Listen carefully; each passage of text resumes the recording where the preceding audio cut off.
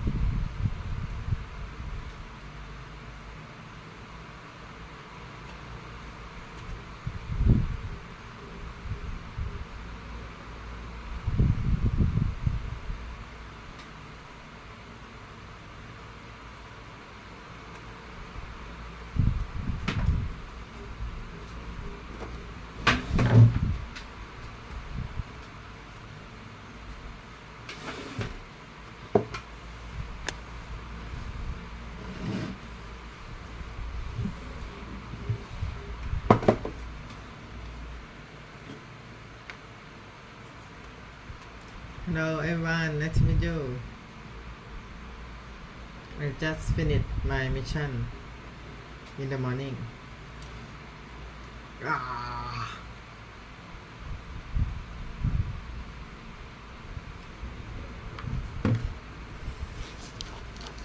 Prepare to eat lunchtime.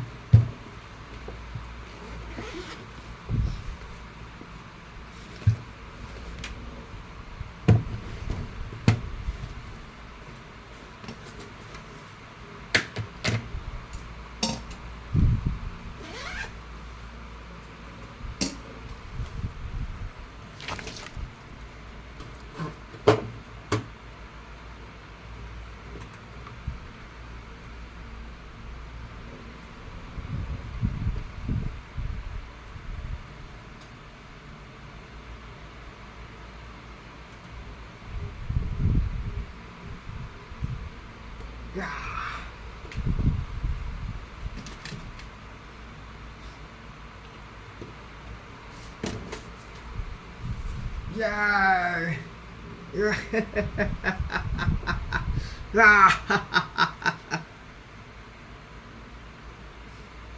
Time to eat.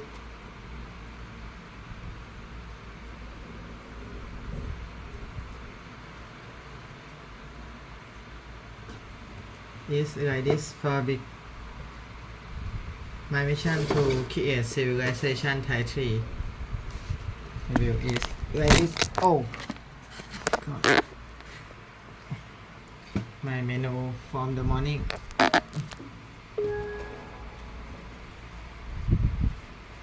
Purple, green, cauliflower.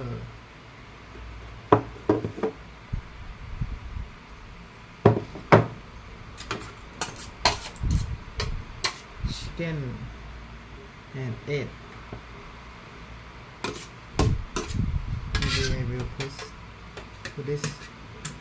Okay.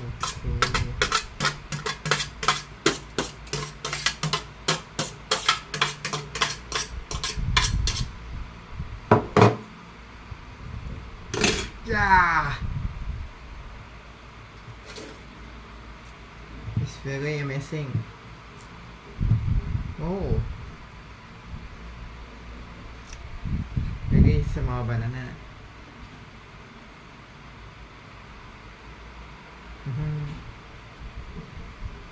No.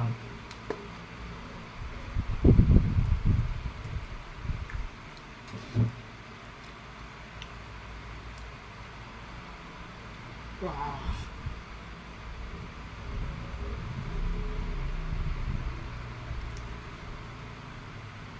Ah, yeah.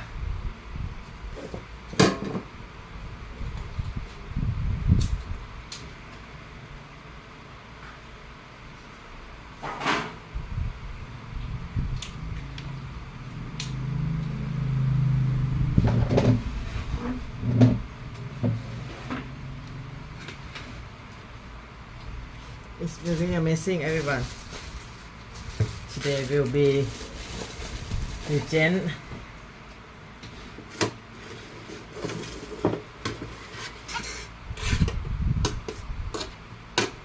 My lunchtime, my dinner is no rice, but it have banana to be carbohydrate, vitamin and protein, chicken, also have shrimp and egg, chicken, veggie, egg and veggie. This is leaf green. Leaf green a lot of health for your body. And this is nut milk.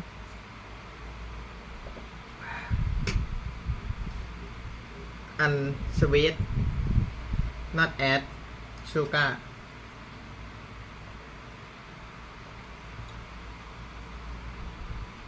I not eat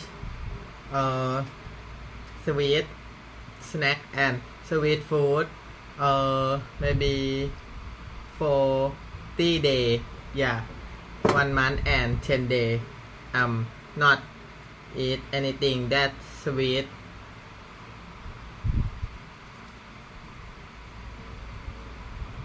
I take care myself very much since I was sick in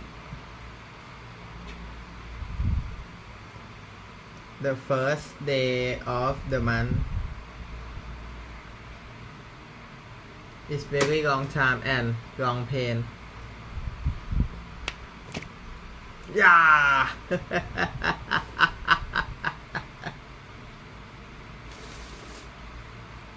Yeah, nice to meet you. My name is Chia.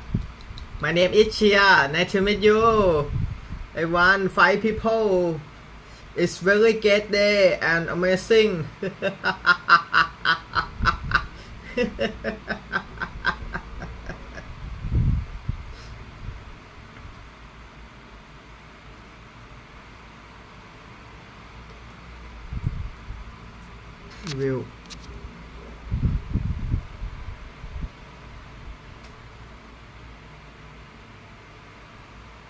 I will open my hotspot because the Wi-Fi is not working.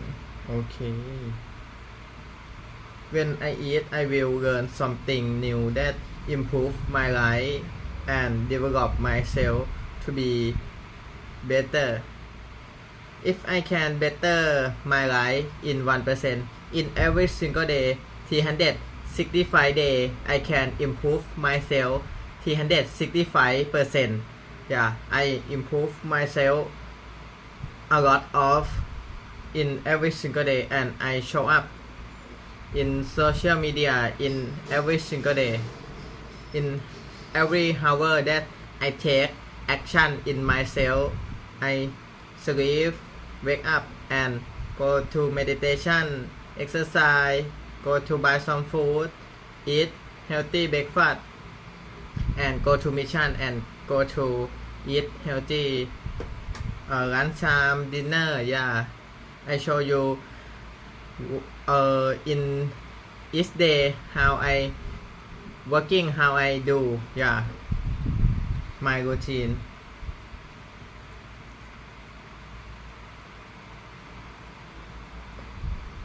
Okay, today I will learn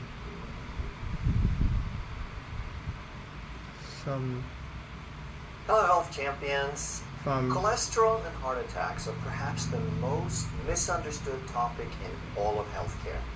And as a result, a lot of people get hurt and are suffering needlessly.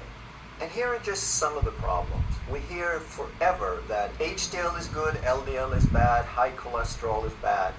And that's just way, way too simplistic. There's so much more to it than that.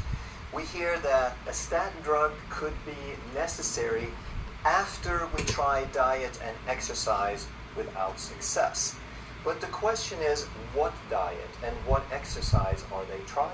And very often people ask me, or I see the result, a lot of people get hurt and are suffering needlessly. And here are just some of the problems. We hear forever that HDL is good, LDL is bad, high cholesterol is bad.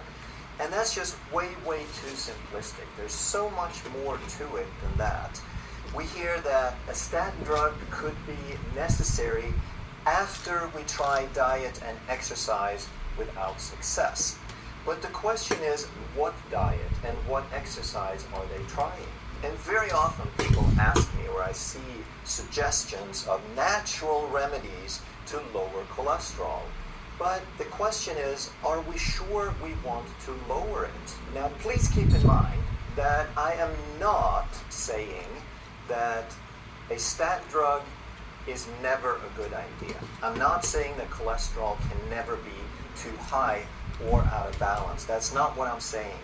But there may be like 1% of people with a genetic defect, with familial hypercholesterolemia, where a statin drug is the right thing for them. But for the vast majority of people who get blanket recommendations of statin drugs because their cholesterol is too high, we need to understand a lot more.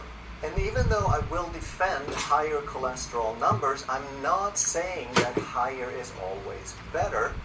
And I am not saying that you should not get concerned about what your blood work says, that you should just disregard everything on there. What I am saying is I think it's a bad idea to make a diagnosis on a single marker, such as high cholesterol or high LDL, and if we then, based on that diagnosis, get a prescription for a chemical or medication that will interfere with the function of the liver, which we'll talk about, and interfere with health, then I believe we are doing some of the greatest disservices to mankind. And we need to understand some of the things that I'm going to talk about. First, we need to understand something about this molecule cholesterol. First of all, it's synthesized in every cell of your body that has a nucleus.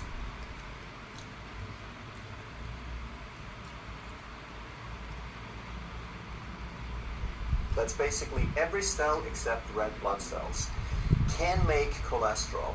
A lot of it is made in the liver, and that's traditionally where we hear that cholesterol is made.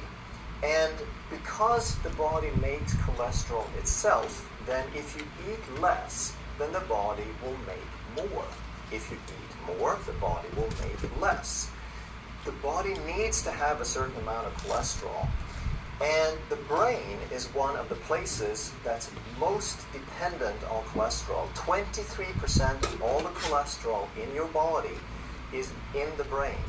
And interestingly, the cholesterol molecule is too large to cross the blood-brain barrier.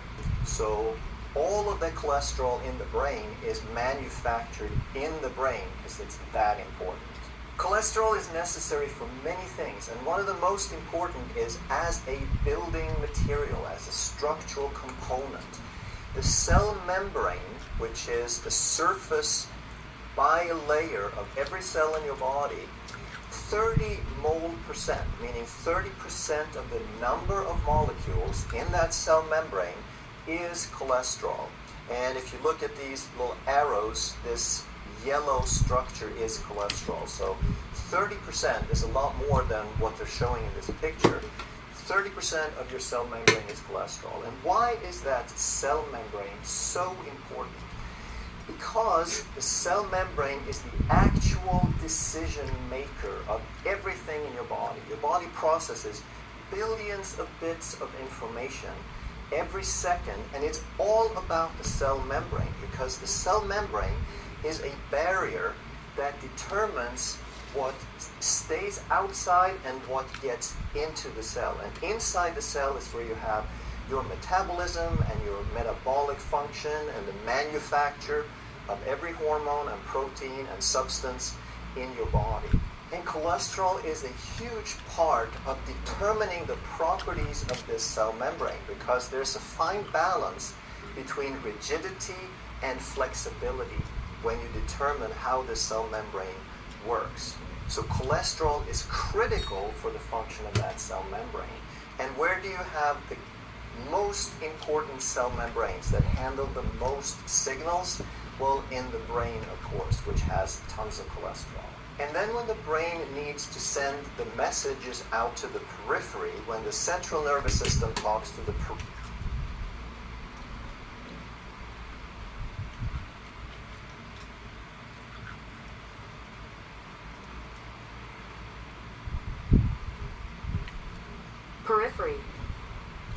peripheral nervous system, which has millions of these electrical wires that go to every little part of your body, then it sends it along a nerve pathway called an axon. And this axon, it's just like electrical wires in your house, basically, that it needs a surface insulation. Just like your wires have that plastic coating, so does your axons and your nerves need an insulation, and that insulation is called myelin. That myelin is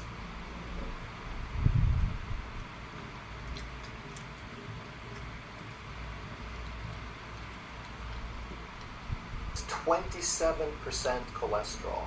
And there is a severe disease called multiple sclerosis, which happens when this myelin is defective or gets myelin.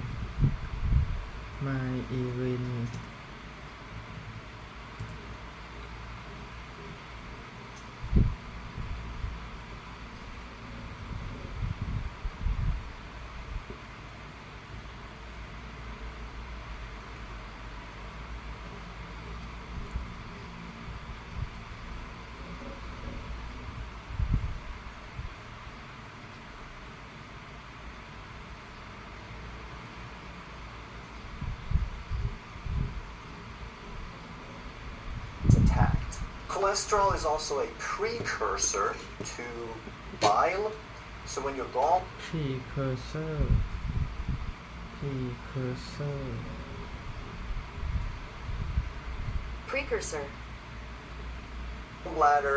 releases bile to dissolve fats, to help you digest fats, bile consists mostly of cholesterol. It's also a precursor to steroid hormones. So a lot of your endocrine system, a very fine-tuned communication system, depends on cholesterol. So testosterone, estrogen, and progesterone are made from cholesterol. And also cortisol. And very often I talk about cortisol in this channel because cortisol is a stress hormone, and too much of it on a chronic basis contributes to a lot of health problems. But it doesn't mean that we don't need it. It's still critical, because if you can't have a stress response, then you're basically a sitting duck. That means you can't respond to the events of life, and you might just be standing there when the bus comes to run you over. So with all these functions of cholesterol, do we really want to just shut it down? Do we really just unilaterally say that cholesterol is a bad thing, you have too much?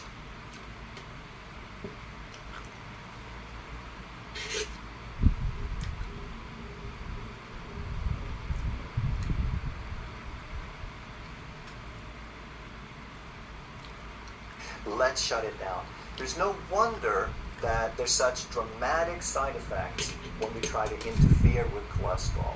And what about LDL and HDL? We've heard that their LDL is bad, HDL is good, but they are just doing their job. LDL is a low-density lipoprotein. It's a carrier that contains a little bit more cholesterol than the HDL does. And therefore its job is to deliver cholesterol when the body needs it, when appropriate. The HDL is high-density lipoprotein, so it has a lower percentage of cholesterol, so therefore it tends to attract. It collects and returns cholesterol. So if the body has to have LDL or cholesterol delivered, then it would seem like a really good thing to have some LDL to deliver that, right?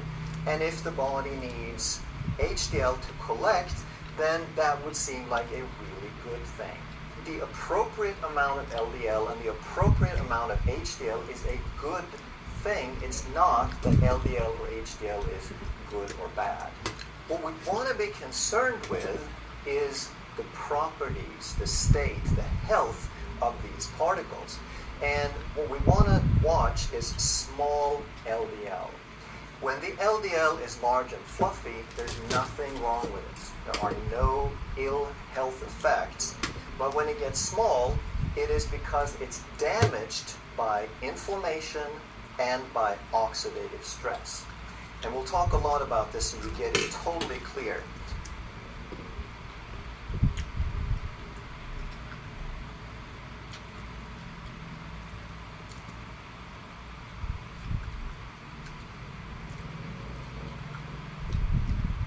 So the small LDL also, it is a bad thing in a sense that it indicates that something is wrong. But the small LDL itself is just a victim of inflammation and oxidative stress. And what is the cause of inflammation and oxidative stress? It is sugar, toxins, and excess free radicals. And that excess is key to understand that oxidative stress is necessary to produce energy. Free radicals is necessary as a result of producing energy and performing metabolism. But when things get out of balance and we have all these things in excess, that's when we have a problem. And I've used this analogy before, but I really want to reinforce this, that we want to stop calling LDL bad, because LDL shows up after the problem. When we have oxidative stress, LDL is delivered to repair the damage. It's like we see the fire.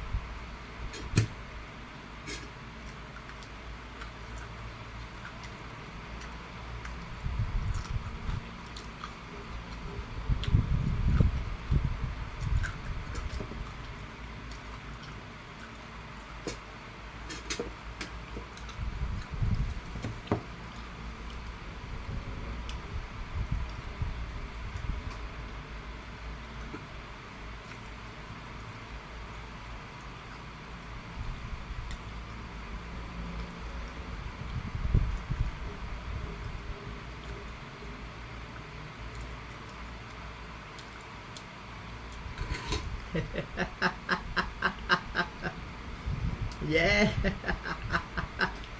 Woo! Yeah. I am happy. Yay.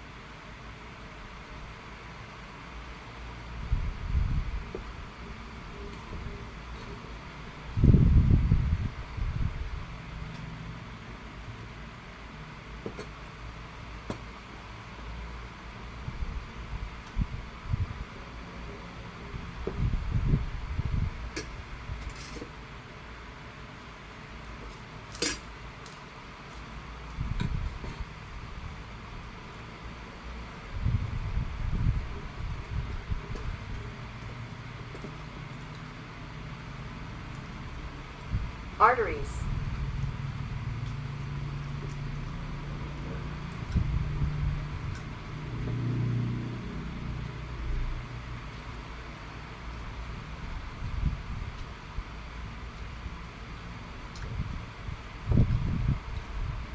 In other cases, oxidative stress doesn't cause visible changes, but you may start to feel its effects once it causes substantial damage. For example, the buildup of plaque, sticky substances that include cholesterol, in your arteries can lead to symptoms of cardiovascular disease. These might include chest pain, shortness of breath, fatigue, and heart attacks.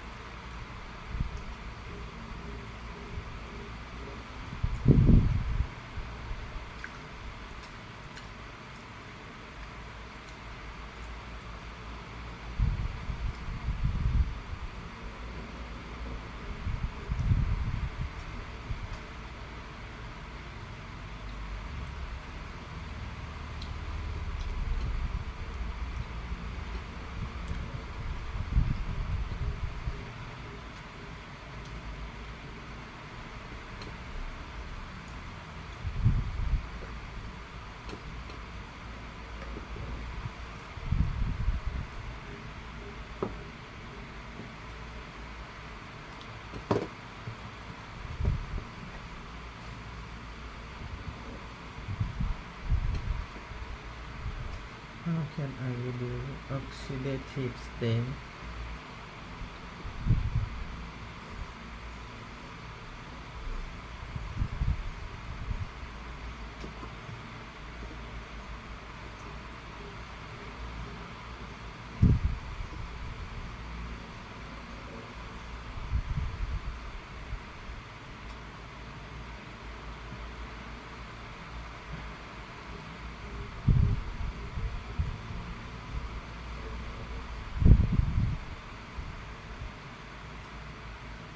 Absolutely. You're right. A balanced diet rich in antioxidants is a key strategy for reducing oxidative stress. Here's a breakdown of how to reduce oxidative stress, expanding on your point and including other lifestyle factors. 1. Diet rich in antioxidants. Variety is key. As you mentioned, consuming a wide range of antioxidants is more effective than focusing on a single superfood. Different antioxidants target different types of free radicals and work synergistically. Key antioxidants and food sources. Vitamin C, citrus fruits, oranges, lemons, grapefruits.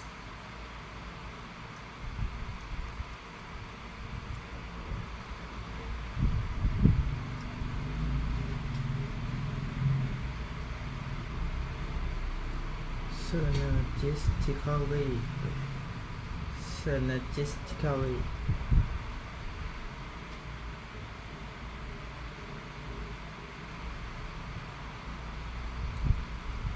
Synergistically. Fire department at the scene of an accident, and we say, oh, that evil fire department is there causing accidents again. No, they showed up after, and they're trying to help the victim because the victim indicates that something bad happened. But LDL and HDL are both good things, just like these first responders are. And when the blood work comes back with a cholesterol over 200, then it's almost a knee-jerk response for a lot of practitioners to recommend a statin drug. So what do statins do? There are a couple of things we'll talk about, but one of the things that's really important to understand is it can upregulate the number of LDL receptors on the liver. So the liver recycles these LDL particles. And on the surface of an LDL particle, there is something called an ApoB protein that can be recognized by these receptors, and then the liver recycles these LDL. So the statin drug increases the number of receptors, and now we can start recycling these LDLs. But here's the thing, it is only the large and the fluffy, the buoyant LDL that's healthy that Buoyant, B-U-O-Y-A-N-T,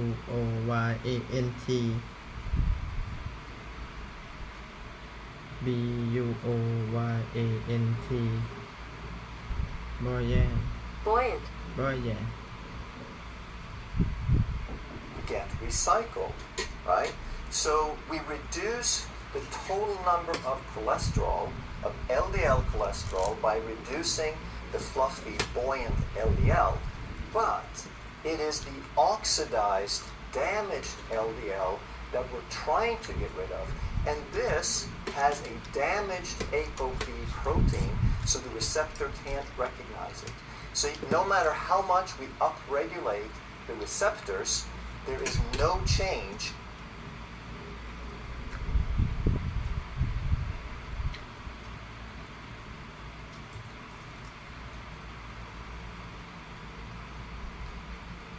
to these oxidized LDLs. So we could make an argument that we're still doing a good job, because if we reabsorb more of the fluffy LDL, then there will be less LDL overall in total to get oxidized in the future. But what really happens that's more important is that we change the ratio.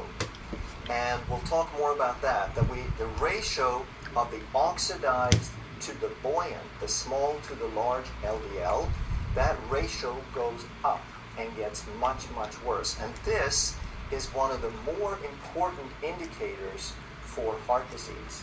So even though the statin drug will reduce the total number, it will make the ratio worse. The small LDL does damage in many ways. First of all, it's an indicator of damage, because if we have a lot of small LDL, we know that there's a lot of oxidative stress and inflammation. But furthermore, this inflammation and oxidative stress, it can create damage or cracks in the inside surface, in the intima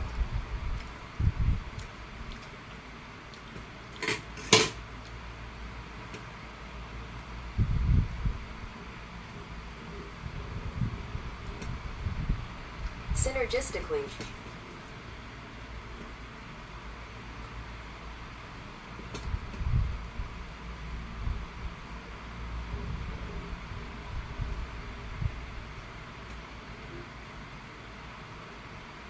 Bell pepper. What is this?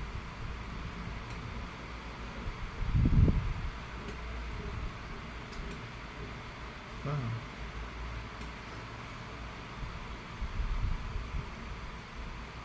Berries, kiwi, bell peppers, broccoli. Vitamin E, nuts, almonds, hazelnuts, seeds, sunflower seeds, vegetable oils, wheat germ oil, spinach. Beta carotene. Spinach.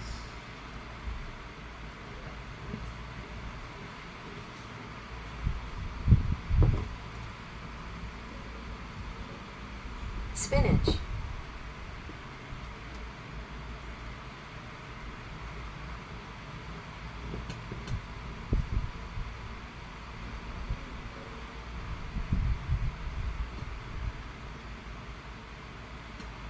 precursor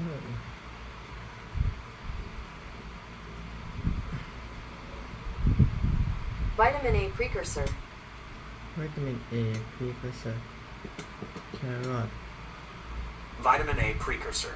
Carrots, Carrots, sweet sweet potatoes, potato, pumpkin, leafy greens. leafy Selenium, Brazil nuts, tuna, sardines, chicken, brown rice. Zinc, oysters, beef, pumpkin seeds, chickpeas. Polyphenols, berries, grapes, dark chocolate, green tea, red wine, in moderation. Flavonoids, onions, apples, berries, tea. Focus on whole foods. Prioritize whole, unprocessed foods over processed foods, which often lack antioxidants and can contribute to oxidative stress. 2. Lifestyle modifications. Regular exercise, in moderation. While intense exercise can temporarily increase oxidative stress, moderate, regular exercise can enhance the body's antioxidant defenses over time. Stress management. Chronic stress can contribute to oxidative stress. Techniques like meditation, yoga, deep breathing, and spending time in nature can help manage stress. Adequate sleep. Sufficient sleep is crucial for the body's repair and detoxification. adequate sleep adequate sleep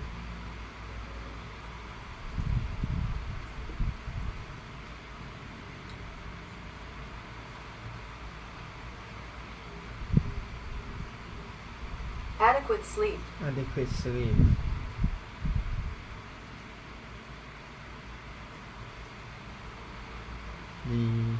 detoxification process with help reduce oxidative state Processes, which help reduce oxidative stress. Limit exposure to toxins. Minimize exposure to environmental toxins such as tobacco smoke, including secondhand smoke, air pollution, excessive sun exposure, UV.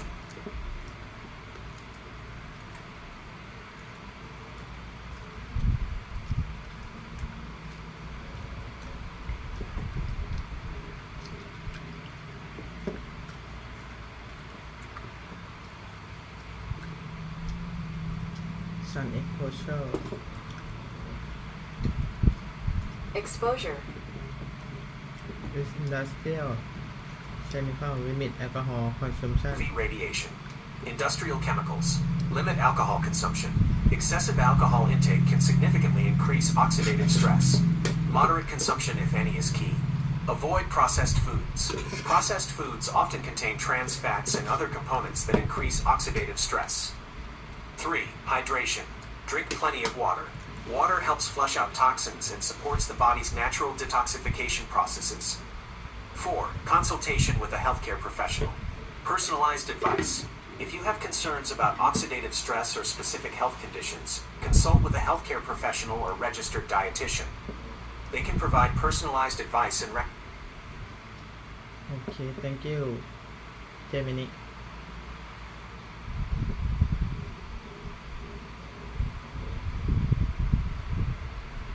thank you very much now I understand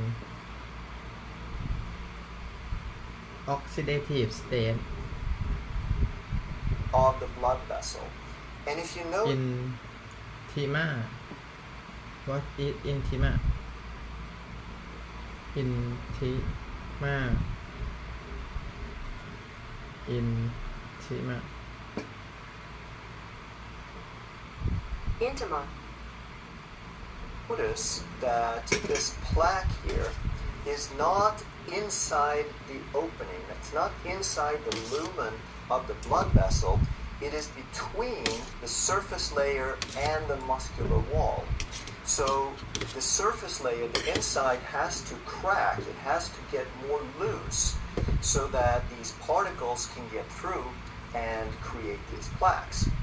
And the small particles will slip through the cracks much, much easier. The large, fluffy ones don't tend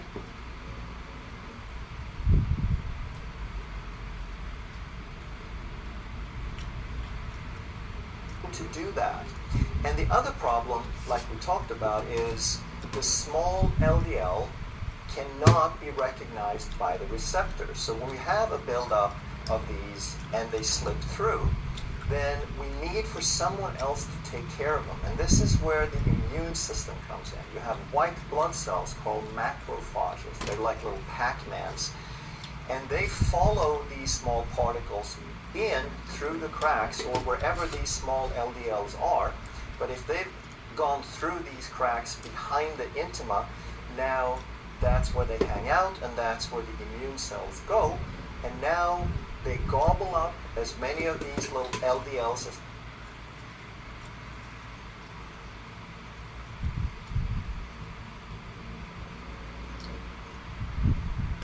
they can, and then when they're full, now they've contained the LDLs, but they've turned into foam cells, and that is basically what the plaque is. But now let's look at some actual blood work to help us understand what we need to look for to understand the bigger picture. We don't want to make a diagnosis. We don't want to hyper-focus on one variable. We want to understand the bigger picture. What are all of the markers, or some of the markers, involved with insulin resistance, metabolic syndrome, poor metabolic health, inflammation, stress, etc. Here is a patient that came in first to me around September, and we did some blood work, and then we repeated the blood work after about 3 months, almost exactly 3 months. First thing we look at, I've condensed this, so we're just looking at a few variables here. But glucose, according to the reference, needs to be 65 to 99. And I think the 99 is too high. I think it needs to be under 88, 85-ish. 65 is fine if you're on a low-carb diet. Otherwise, it probably indicates hypoglycemia. But this guy had really good glucose control, even when he came in at 82. After a few months, it was 74, so both of those values are good, no big deal. Then we look at some liver enzymes. The AST is often called a liver enzyme, but it is part of several different organs. And these enzymes are not really supposed to be in the blood. They end up in the blood when the cells wear out and they spill their content. And some of that is normal because we have a turnover of cells. So if a few cells break and spill their enzymes, that's okay. And the range for this one is 0 to 40. And it's never going to be 0, but 40 is really too high. You want it kind of to be 25 or so. And he started out at 29, but after 3 months, he was at 20. So you see some improvement. The ALT is also not 100% specific for liver, but it's mostly specific to liver. And that one they put at 0 to 44. He started out at 40, again a little bit too high. After 3 months, he's in a much better range, 27. Then we look at total cholesterol, and they want to see that 100 to 199. In my mind, a completely crazy, arbitrary number. If it is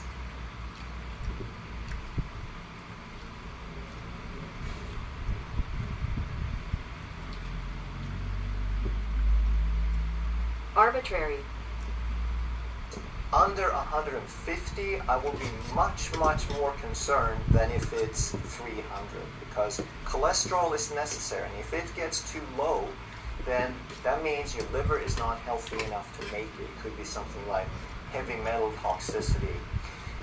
So anyway, this person had 277, and this is, by the way, it's a 43-year-old male.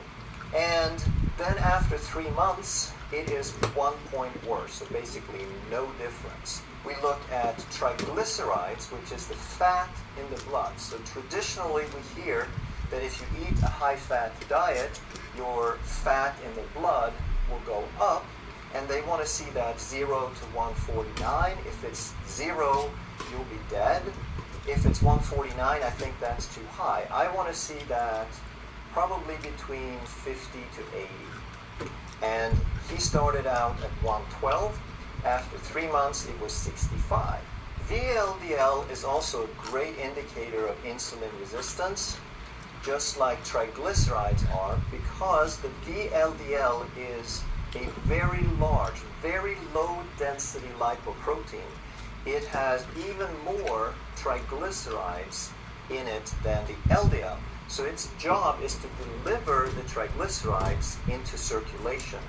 And if your cells are resistant and it doesn't accept and let that triglyceride in for fuel because it already has too much fuel, that cell is resistant and the triglycerides will build up. And if the cells don't want the triglycerides, the VLDL has nobody to deliver to. So therefore, the triglycerides and the VLDL both go up with insulin resistance. The lab range for VLDL is 5 to 40. And I never want to see 40 because that is strongly pre-diabetic. This guy came in at 20, which is pretty good, but still a little bit too high. I'd rather see it under 17, 18, or under 15. But after 3 months, he is at 10, which is a very healthy number. So he had some insulin resistance starting out, even though he had good glucose control at 82. He was still a little bit insulin resistant based on the triglycerides and the VLDL, but after 3 months it's looking much better. Then we look at the LDL-C, which is calculated LDL, or the milligrams or the mass of LDL. It doesn't count the particles, which we'll get to in a second.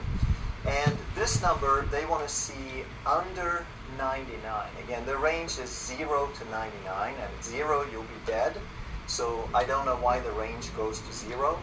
But 99, again, is a totally arbitrary number because it's about the health of the LDL particles, not the total amount. And my patient started out at 209, so more than double what he was supposed to have. And after 3 months, he had 215. So basically no change, or even a little bit worse. And the only thing that shows up on these blood reports is the high flag for total cholesterol and LDL. So in their minds, this guy is a perfect candidate for statin medications.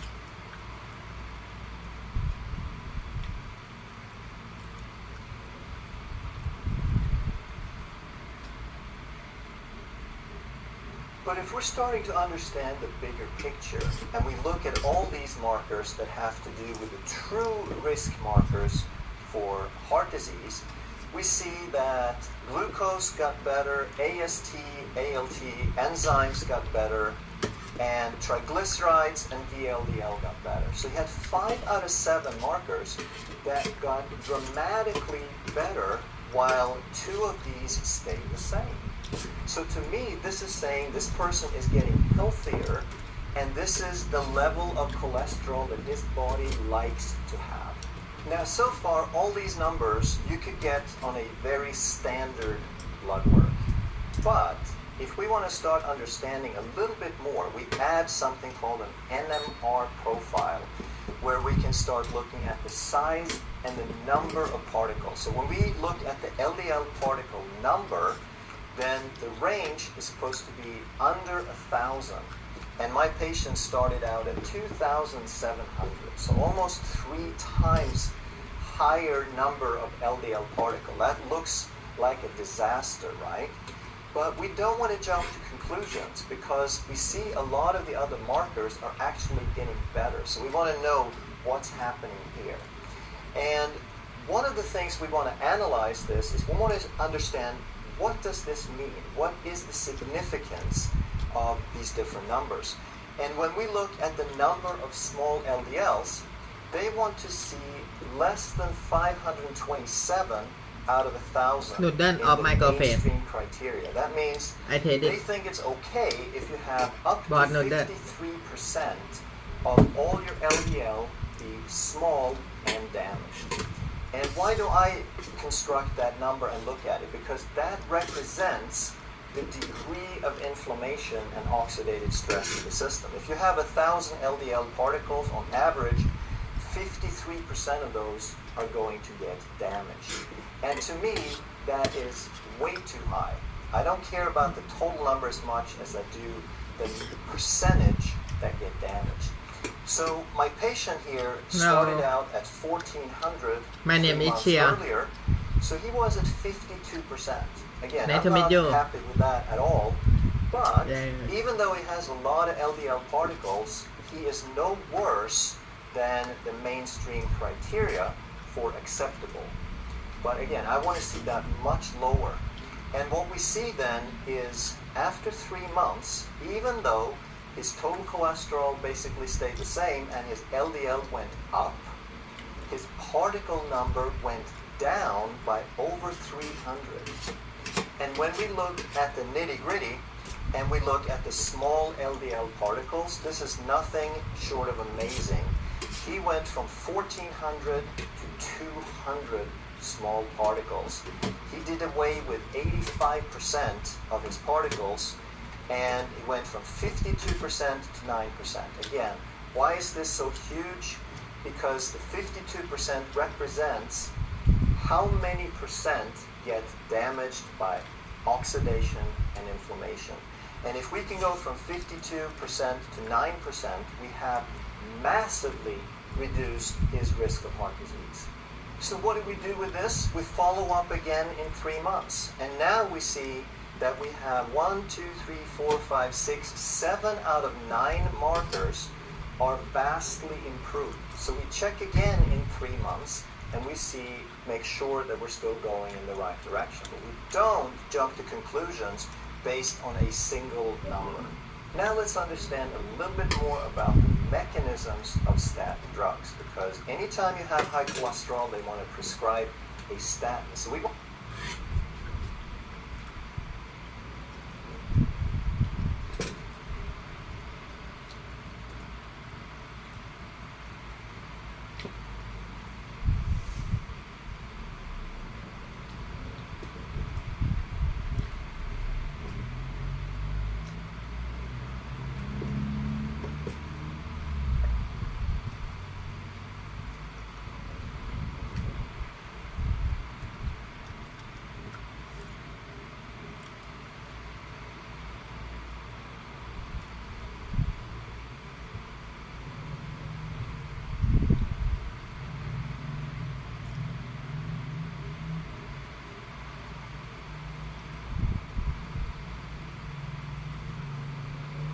to understand what's actually happening in the body. So does a statin drug medication reduce the total amount of cholesterol? Yes, absolutely it does.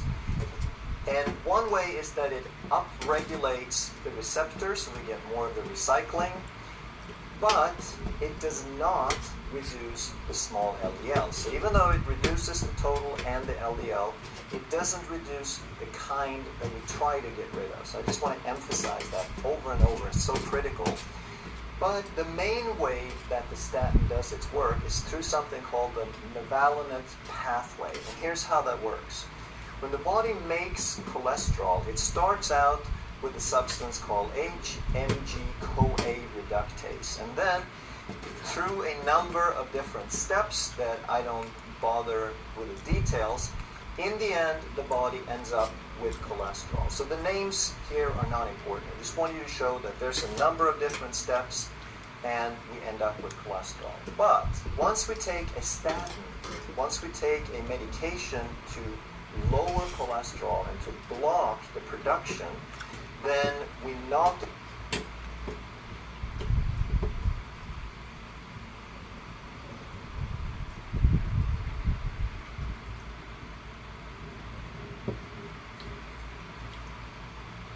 out a lot of this HMG-CoA reductase.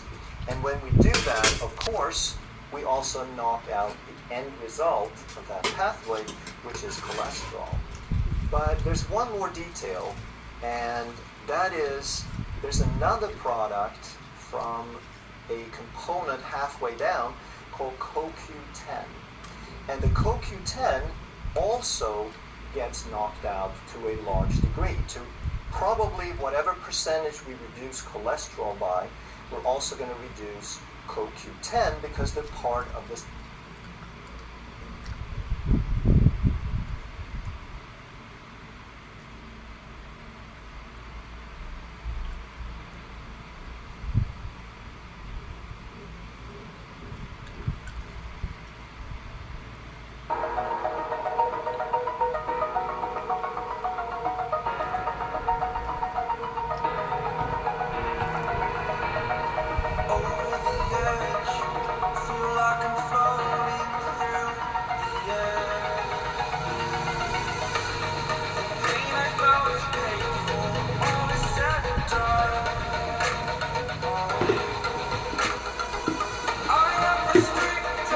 ดีครับ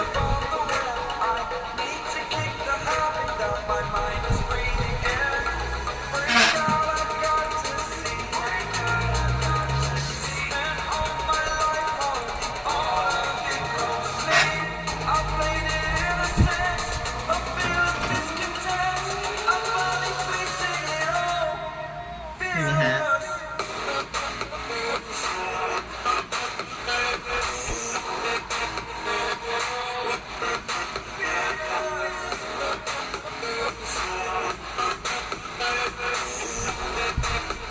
อ่า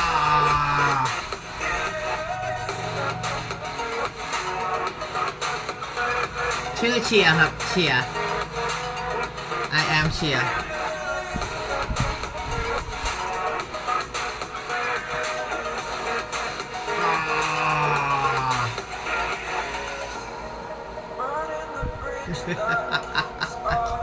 บ๊ายบาย Exaggerated, that's what give us. อ่า Story's over now, I must go.